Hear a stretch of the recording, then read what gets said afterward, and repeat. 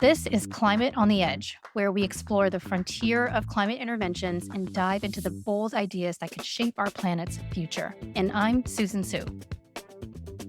We deploy a carbon-removing sand made from the natural mineral olivine, which helps protect coastlines from erosion and removes carbon dioxide from the atmosphere.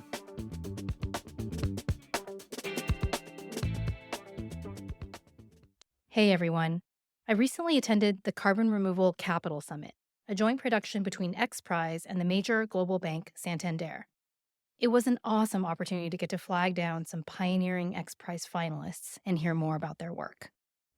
In this interview, I speak with Tom Green, co-founder and CEO of Vesta.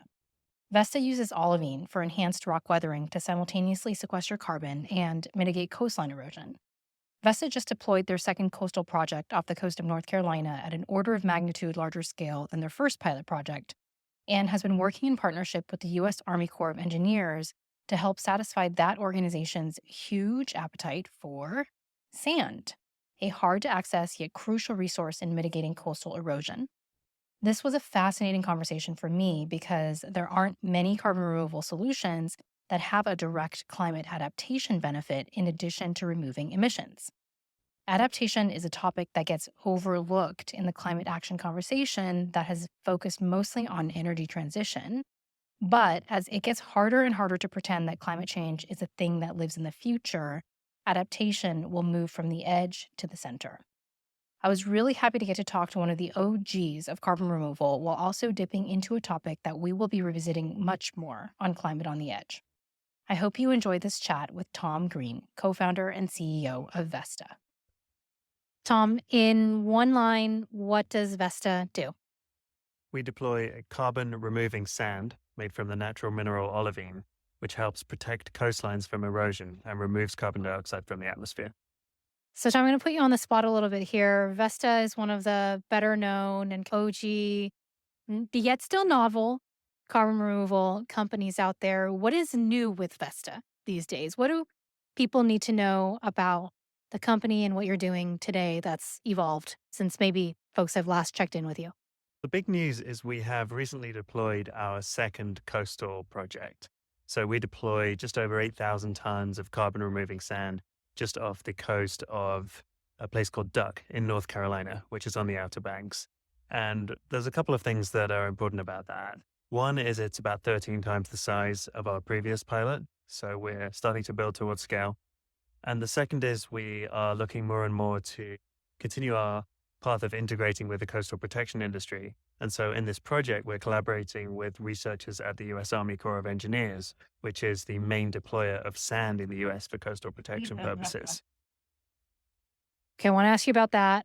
But before I get to that, from Pilot 1 to Pilot 2, this 13x in terms of scope and scale, what were the things that changed that enabled that growth? As with any intervention in natural systems, this is a nature-based solution as we need to scale very carefully. So we started with a very small project, just 650 tons of sand. And the second project was larger because we had results from the first one that showed ecological safety of the first one, and also showed that the first one was actually successful in that we are removing carbon dioxide from the atmosphere. So that gave us the confidence to move forward with a larger project. Going back to the co-benefit of coastal protection, can you just elaborate on that a little bit more? What exactly does that mean, and how does Vesta get to capture some of that co-benefit? Anyone who lives near the coast knows that because of the climate crisis, coastal erosion is increasing. So sea levels are rising at an accelerating rate. Storms are getting about 2.5% stronger every single year. And so coastal erosion is an increasing problem. The main way that we have to protect coastlines today as a society is to deploy sand to re-nourish eroded beaches and protect them. And so that's about 60 million tons of sand that are deployed every year just in the United States. And because what we also want to do to remove carbon is deploy sand in coastal systems, there's a very natural fit between these two activities. And so our vision is to integrate with coastal protection projects more and more, turning them carbon negative. and achieving this co-benefit of both protecting coastal communities and coastal habitats from the effects of the climate crisis while addressing the root cause at the same time by doing carbon dioxide removal. Seems like a really smart coattail to ride on all the way to greater scale for deployment.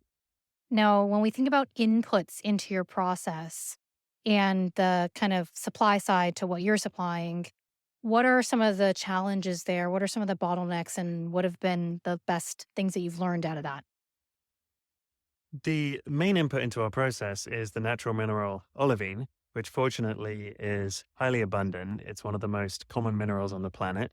It's also found naturally in some beaches around the world, for example, in Hawaii. And the raw material that we need is actually in excess.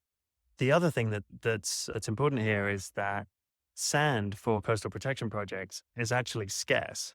So because we've been doing this for 100 years, deploying sand, dredging sand from coastal systems and deploying it, it's actually running out. And so we're providing this much needed commodity, which is sand, from a natural resource. The challenges for us are less around the availability of the raw material itself. It's more there's a lot of scientific research that needs to happen in order to demonstrate that this solution not only works but works at scale. And so we have a lot of different scientific collaborators outside of the company with whom we're working on doing all of this research. Can you walk us through your measurement, reporting, and verification methodology approach and whether you see that in the future as being something that's really embedded within Vesta's operations or separate third party run? Yeah, for sure. And I think it probably makes sense just to start by saying that a lot of people are very skeptical about whether MRV is even possible with marine CDR approaches. It's a lot easier if you're doing a terrestrial approach and you can theoretically physically touch the lump of carbon that you've removed. But just because it isn't intuitive doesn't mean it's not possible. And it in fact is possible to measure the carbon that we remove through this approach. The way that we do it is we have developed a lander. So this is a piece of hardware. It's about 3 foot wide. It gets lowered down off a boat onto the seabed. It contains sensors and is able to take samples of the water.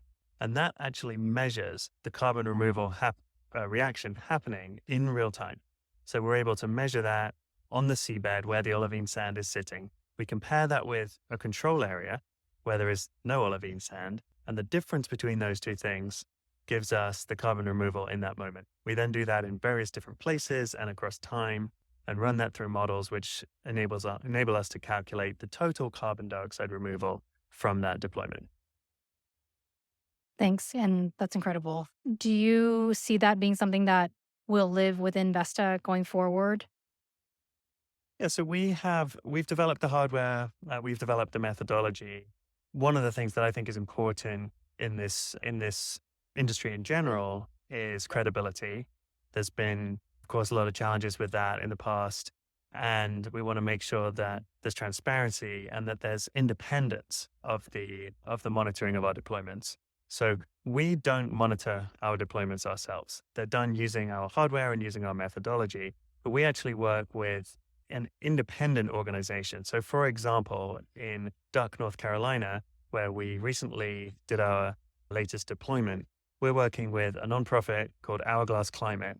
They're actually collecting all the data and they are going to be publishing that data. So there's complete transparency and independence. And for us, it's very important for the credibility of not just Vesta, but the entire industry. That's the way it's done.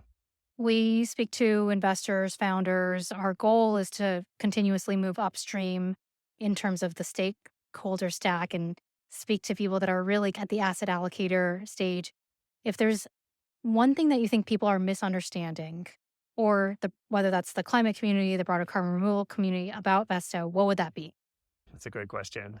I think that the first thing that springs to mind is, I mean, we already talked about MRV a little bit. Sometimes I've had people say to me, Vista's a great idea, but it's not measurable. And that's just not true. It is measurable. And so I want to make sure everybody understands that the carbon removal from our approach and I believe from other marine CDR approaches, is measurable. I think the other thing that's worth noting here, and you mentioned asset allocation, the oceans represent, they're the world's largest carbon sink outside of rocks. They represent by far the most scalable place to store carbon dioxide. If we're going to hit our planetary goals and achieve multi-gigaton scale removal, then we are going to need the oceans to play a large role there. To date, the oceans have received less than 1% of capital into CDR approaches. And that's true both for private investment and also for government funding. And so I think it's good for people to understand that represents currently a scarcity of capital, but also an opportunity both for investors to jump into the space and for new companies to emerge, which can find new and innovative ways of removing CO2 using ocean-based approaches. I don't want to speak for everybody, but I will say that I think part of the hesitation around ocean CDR is this perhaps mistaken perception that it could be this regulatory boondoggle. I'm curious how Vesta has navigated that thus far and what your thoughts are for the future. If you were to achieve massive scale, how do you address the sort of jurisdictional challenges? So giving the example of our recent project in Dark, North Carolina, we went through a rigorous and lengthy regulatory process to get permits for that deployment. We worked with the state of North Carolina and we worked with the federal regulator, which is the regulatory arm of the U.S. Army Corps of Engineers, to get a permit under the Clean Water Act. That's the kind of permit that also applies to coastal protection activities, the deposition of sand in coastal waters. So we're actually following a permitting process which has been in place for many years and which is regularly used for the deposition of sand to protect coastlines. So that for us, that regulatory framework is in place already and makes sense.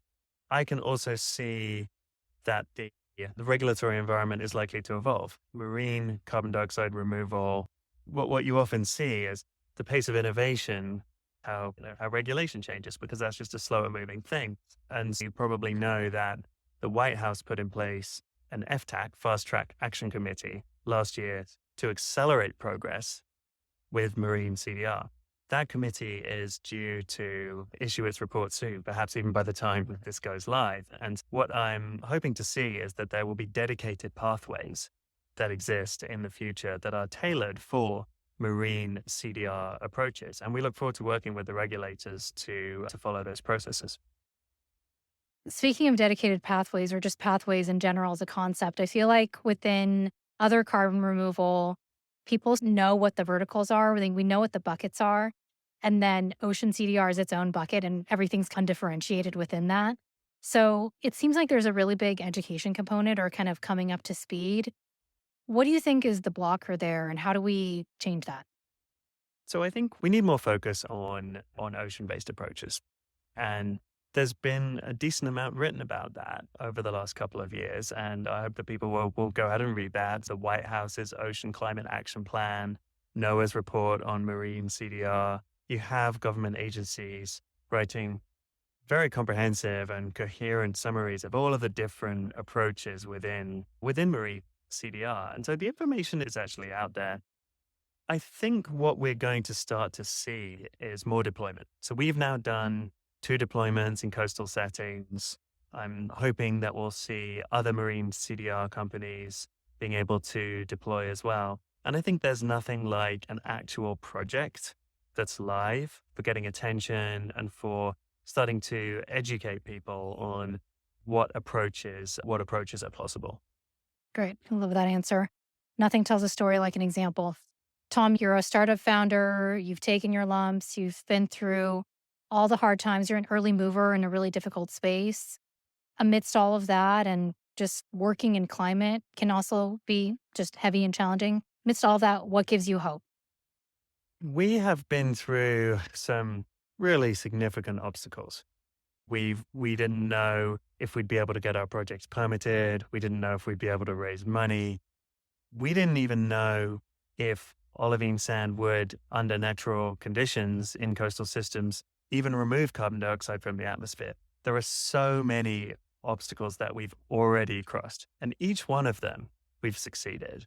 And so while I see many ahead of us, when I think back over the years to how much we've already achieved, I take a lot of optimism from that. And I'm confident that as each challenge comes moving forward, we'll rise to meet that challenge too. Thank you so much.